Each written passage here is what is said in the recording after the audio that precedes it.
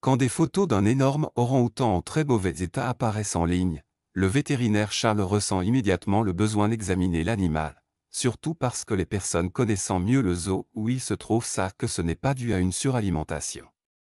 Il devait y avoir autre chose, et Charles mourait d'envie de découvrir quoi. Quand le vétérinaire a enfin eu la chance d'examiner l'orang-outan, il a été choqué par sa découverte. Lorsque Charles est finalement entré dans l'enclos avec l'orang-outan géant, l'animal ne lui prêtait presque aucune attention. Il avait l'air faible et semblait complètement incapable de bouger de son endroit. Charles a avalé sa nervosité et a commencé à examiner la créature. Il lui est vite apparu évident que les spéculations étaient justes. Ce n'était pas un cas de suralimentation. Il se passait autre chose avec cet animal. Il savait qu'il n'y avait pas de temps à perdre s'il voulait donner une chance de survie à cet animal. Mais qu'est-ce qui avait fait grossir cet orang-outan à ce point? Qu'a découvert Charles en l'examinant, et pourrait-il sauver cette pauvre créature?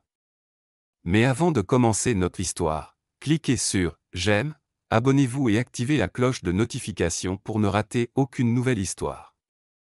Les visiteurs exprimaient leurs inquiétudes depuis un certain temps, mais il semblait que les employés du zoo privatisé ne se souciaient pas du tout de leur orang-outan. Le personnel ignorait complètement les commentaires. Il disait qu'il était courant que les orang-outans soient aussi gros. Le pauvre animal, comme toutes les autres créatures du zoo, passait ses journées dans un enclos relativement petit, et il n'était pas normal qu'ils aient l'air démotivés, ils n'étaient tout simplement pas habitués à autre chose. Mais là, c'était différent. L'orang-outan, nommé Touti, avait récemment pris énormément de poids, et maintenant, il semblait même ne plus du tout se déplacer dans l'enclos.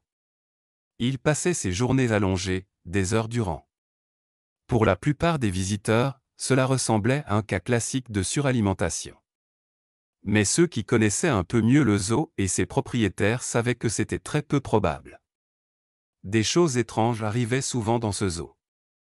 Un jour, un policier en congé a emmené ses enfants au zoo, car il voulait tellement voir tous les animaux. Il n'était pas fan du concept, mais pour le bonheur de ses enfants, il était prêt à faire une exception. Ce qu'il a vu l'a horrifié. La cage, le petit enclos, les mauvaises conditions de vie et la mauvaise santé de certains animaux lui ont fait monter les larmes aux yeux. Et quand il a vu l'orang-outan, ça a été la goutte d'eau. Il a senti que c'était son devoir d'agir pour la situation de l'animal. Le lendemain au travail, il a immédiatement ouvert une enquête sur le zoo pour voir s'il pouvait le faire fermer pour négligence ou même maltraitance animale. Parce qu'il s'agit d'une lourde tâche d'enquêter sur un zoo, il a demandé de l'aide à un collègue. Il avait pris des photos lors de sa visite qu'il allait utiliser comme preuve, et à un moment donné, elles ont été publiées. La photo de l'orang-outan a particulièrement attiré l'attention en ligne. La photo de l'orang-outan obèse est devenue virale sur Internet. Elle était accompagnée d'une histoire disant que l'animal semblait incapable de se lever et que sa taille ne venait probablement pas d'une suralimentation. Cela a soulevé encore plus de questions en ligne. C'était le principal sujet de discussion dans les plus grands forums en ligne, et tout cela a finalement attiré l'attention d'un vétérinaire situé assez près du zoo. Il a été choqué par la photo de l'orang-outan, mais aussi extrêmement curieux de savoir ce qui avait pu provoquer cette prise de poids incroyable. Sur le site web du zoo, il y avait aussi des photos de tous les animaux, datant d'environ 1 an. Mais sur ces photos, l'orang-outan en question avait encore un aspect tout à fait normal. Il avait donc dû grossir de façon spectaculaire en moins de 12 mois. Comment une telle augmentation de taille pouvait-elle se produire en 1 an, alors que l'animal n'avait apparemment pas été suralimenté? Le vétérinaire, qui s'appelait Charles, a décidé d'appeler le zoo pour obtenir plus d'informations. Il a été un peu surpris quand c'est un policier qui a répondu au téléphone. Apparemment, l'affaire contre le zoo avait déjà bien avancé, et la police avait fermé le zoo. L'enquête était en cours. Il collectait des preuves pour renforcer le dossier contre le propriétaire, et l'animal était pris en charge par des professionnels employés à cet effet. Mais c'était un processus lent. De plus, le propriétaire du zoo n'était pas content que tout le zoo soit fermé. De nombreux animaux avaient besoin de soins médicaux, et ils devaient tous être transférés dans un nouveau lieu, car ce zoo n'était pas capable d'héberger humainement aucun d'entre eux. C'est là que Charles a vu une opportunité d'observer de plus près l'orang-outan. Vétérinaire indépendant, il a proposé de venir aider au zoo avec les animaux, une offre que la police a acceptée avec plaisir, car ils avaient besoin de toute l'aide possible. Il pouvait mettre à profit ses années d'expérience. Charles s'est rendu au zoo dès cet après-midi-là, et même s'il voulait aider autant d'animaux que possible, il devait admettre que son attention première allait clairement à l'orang-outan. Il pensait qu'il n'y avait pas de temps à perdre.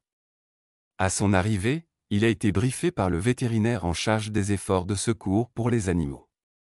Ce dernier semblait vraiment optimiste. Mais lorsque Charles lui a demandé des nouvelles de l'orang-outan, son expression a changé. Il a commencé à paraître un peu désespéré. Il n'avait pas encore eu le temps d'examiner l'animal, et honnêtement, ce n'était pas leur priorité. Ils avaient presque abandonné l'orang-outan après avoir vu dans quel état il était. Quand Charles a finalement examiné l'orang-outan, il a découvert qu'il avait avalé une grande quantité de plastique, ce qui le rendait malade et provoquait son gonflement.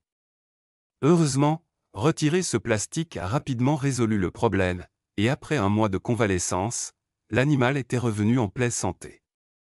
Charles était dans une situation délicate.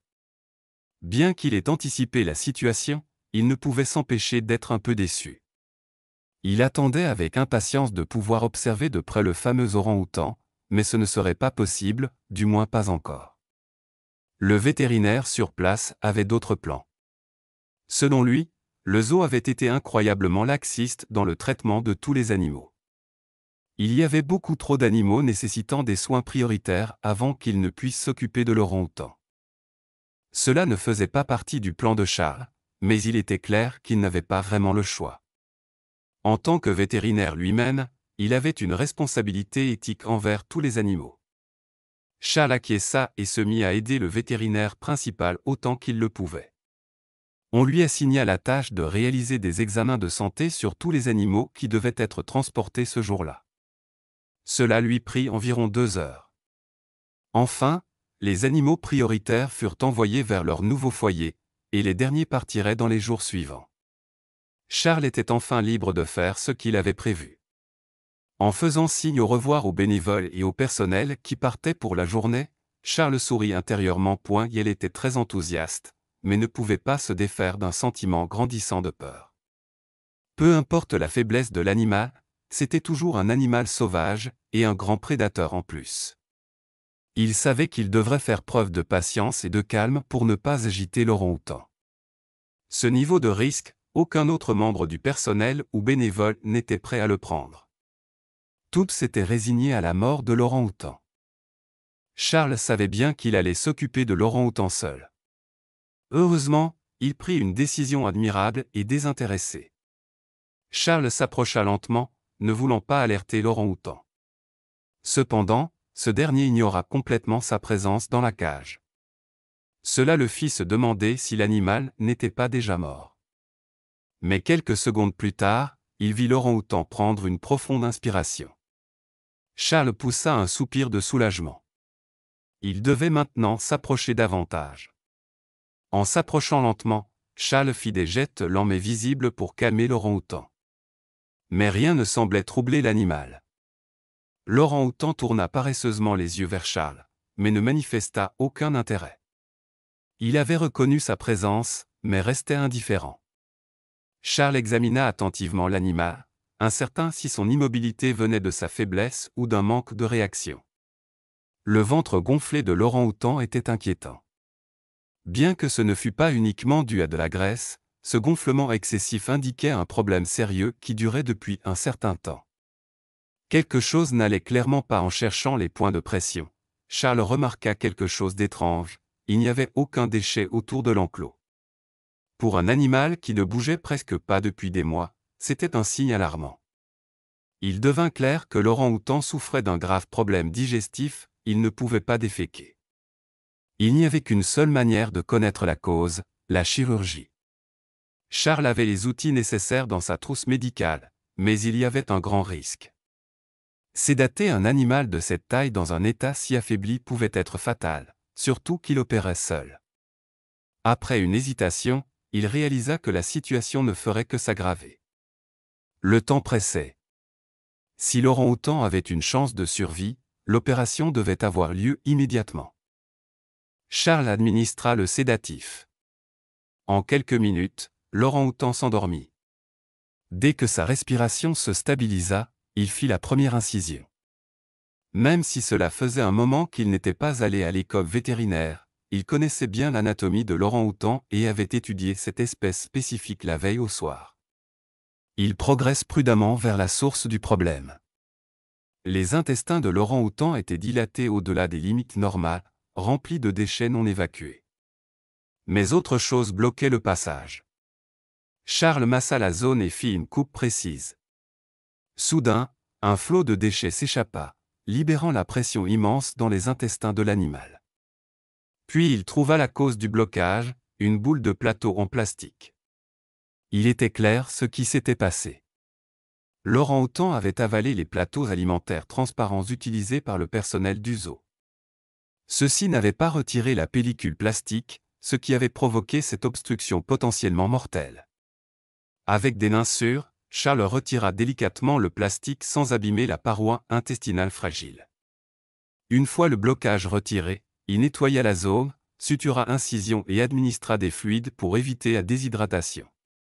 Maintenant, il ne restait plus qu'à attendre point le lendemain matin, Charles revint vérifier son patient, anxieux du résultat.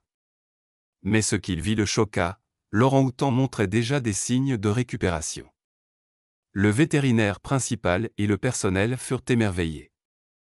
L'amélioration rapide de l'animal relevait du miracle médical. Charles poussa un soupir de soulagement tandis que l'équipe le remerciait d'avoir sauvé la vie de l'orang-outan. Souriant, il prit une décision, il superviserait personnellement sa convalescence jusqu'à ce qu'il soit prêt à être transporté vers son nouveau foyer. Grâce à l'action rapide de Charles, l'orang-outan avait eu une seconde chance.